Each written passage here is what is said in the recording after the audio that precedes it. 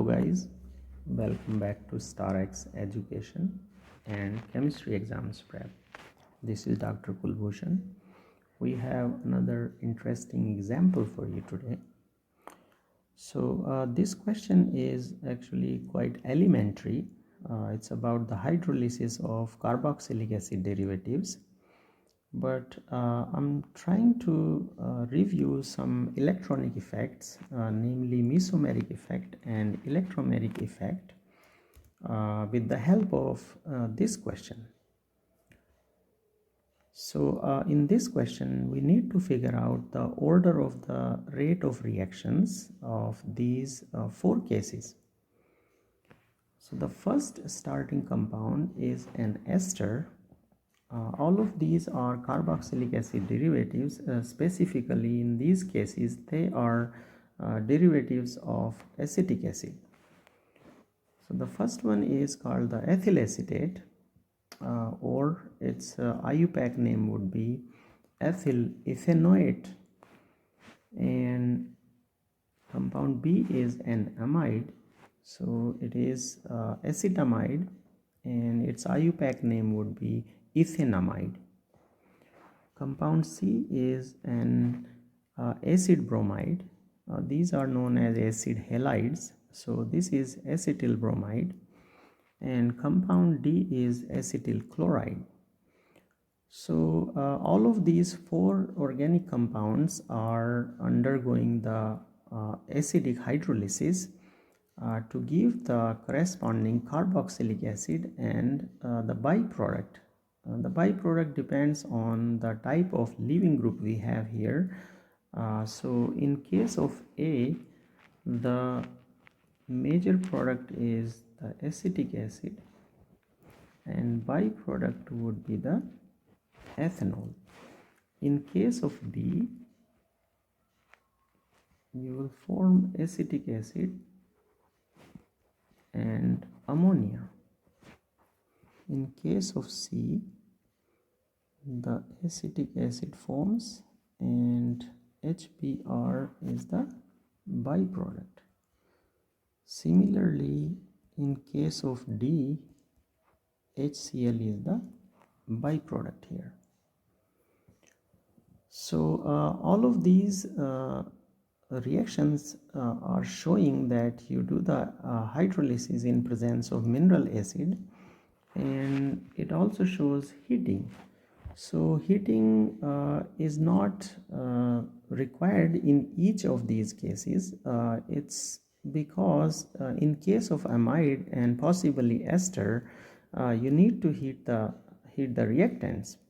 But in case of C and D, you don't need to heat them because they are already very reactive. But for the consistency of the question, I just put the heating condition in the conditions of the reactions. So now before we go to and figure out which one is the correct choice here, the answer, let's quickly review our electronic effects. So there are total 4 major electronic effects that explain the reactivity and stability in organic chemistry. They are inductive effect, mesomeric effect, electromeric effect, and hyperconjugation. So we have seen the inductive effect. There were 2 types of inductive effects, a positive inductive effect and a negative inductive effect. So similarly, there are 2 types of mesomeric effects. A positive mesomeric effect is when electrons are given by a group or atom, and a negative mesomeric effect is taking place when the electrons are taken by an atom or a group of atoms.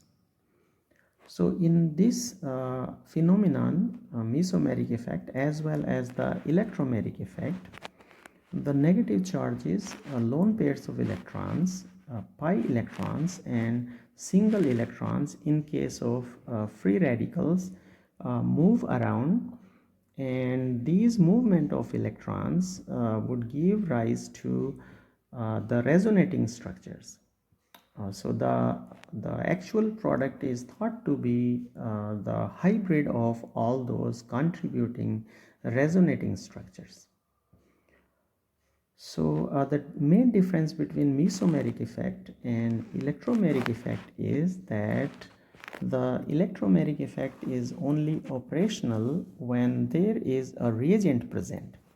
One of the easiest example is the addition of nucleophiles on carbonyl carbons.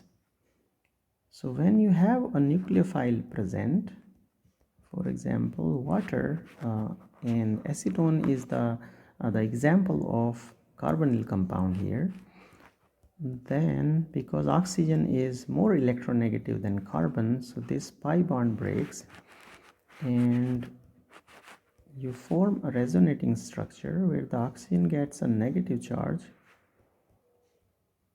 and the carbonyl carbon gets a positive charge. So this happens when a nucleophile is present. If you remove the nucleophile, this effect does not take place. So that's the major difference between electromeric effect and mesomeric effect. So the electromeric effect helps us explain the electrophilicity of the carbonyl carbon. So as we saw, due to this electronic effect, electromeric effect, this carbon gets a positive charge in this resonance form, and hence this is electrophilic carbon. So the electrophile would react with the nucleophile. Now let's draw out the mesomeric structures of A and B especially.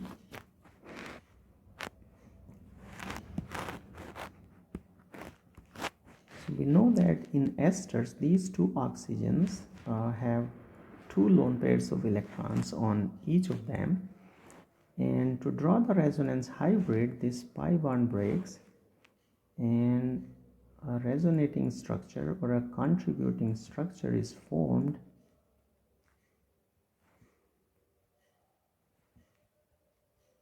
and the carbon gets a positive charge. One can also show another resonance structure where the lone pairs of electrons on this oxygen would form a pi bond between the carbonyl carbon and the oxygen.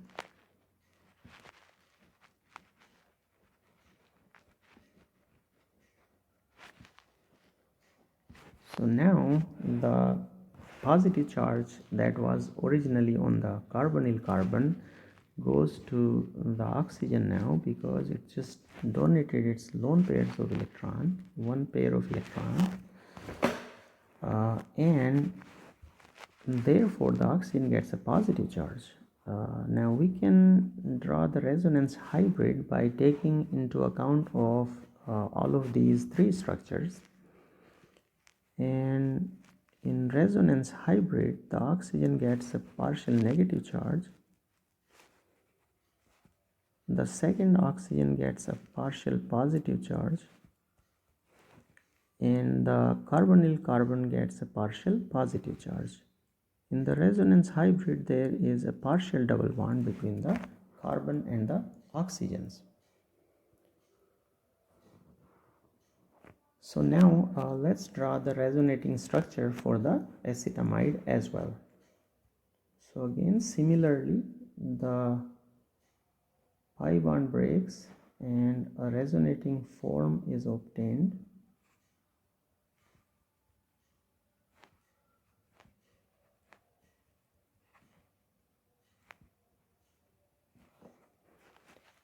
Now the lone pairs of electron on nitrogen can move to form a pi bond between the carbonyl carbon and the nitrogen.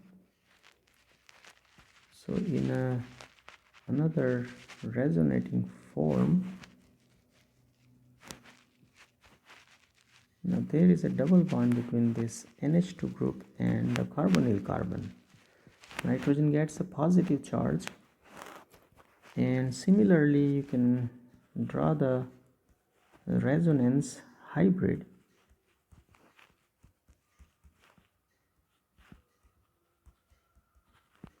where the nitrogen gets a partial positive charge, the oxygen gets a partial negative charge, and the carbon gets a partial positive charge.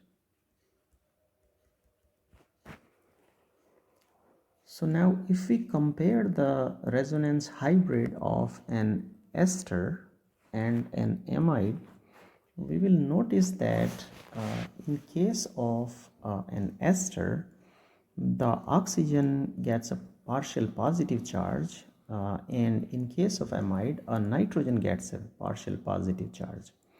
And we know that the more electronegative atom would like to have a negative charge instead of a positive charge. And that's the reason that the resonance movement of electrons is less in case of ester than in case of amide.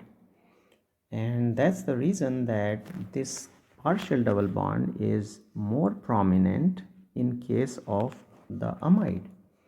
And that is the reason that it decreases the electrophilicity of the carbonyl carbon.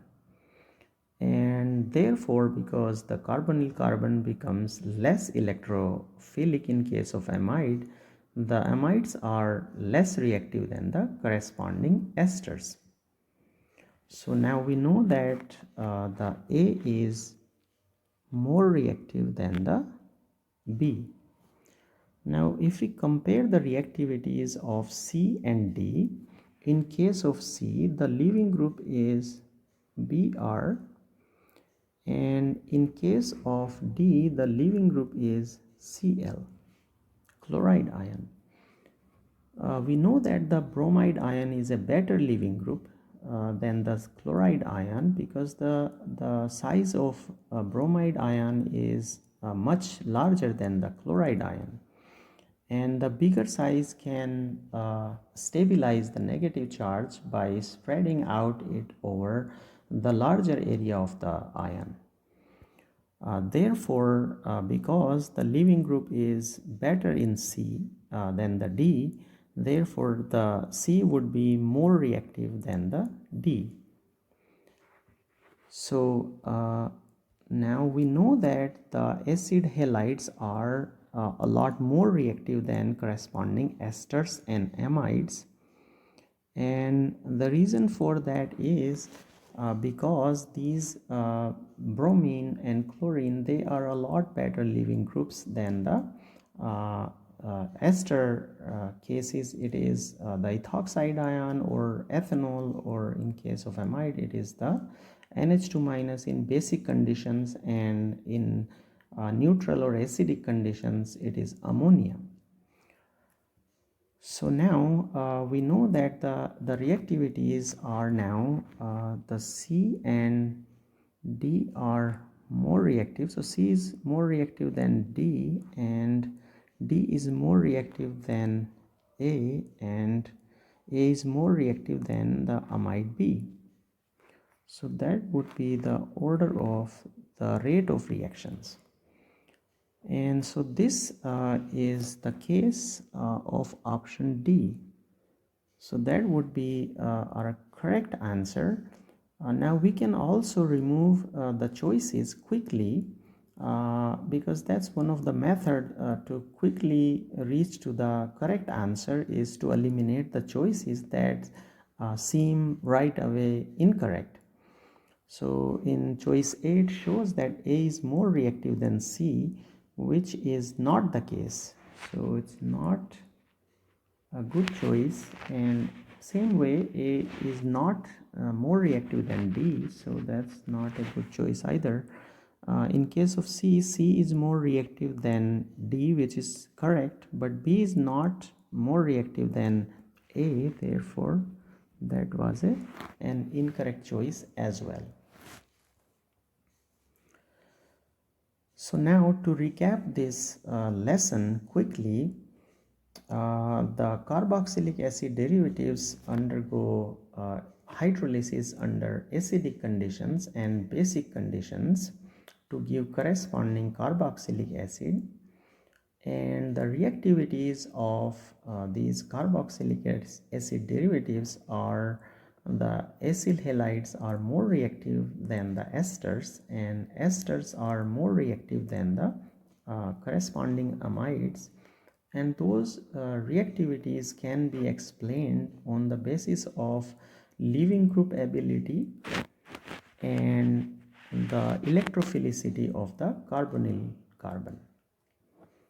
And the electrophilicity of the carbonyl carbon is described by electromeric effect, and the rate of these nucleophilic substitution reactions are described, the reactivity is described by mesomeric effect.